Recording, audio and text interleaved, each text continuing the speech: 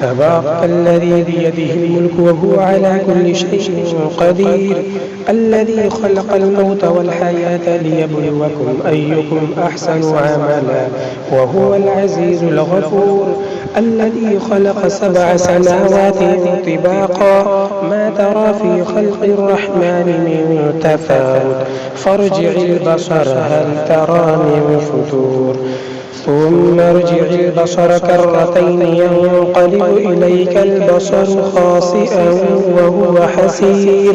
ولقد زينا السماء الدنيا بمصابيح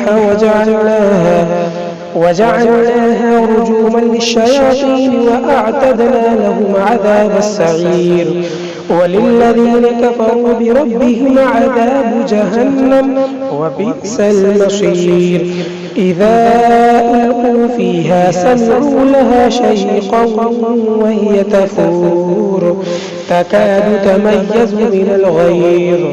كلما ألقي فيها فوج سألهم خزنتها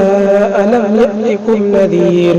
قالوا بلى قد جاءنا نذير فكذبنا وقلنا ما نزل الله من شيء إن أنتم إلا في ضلال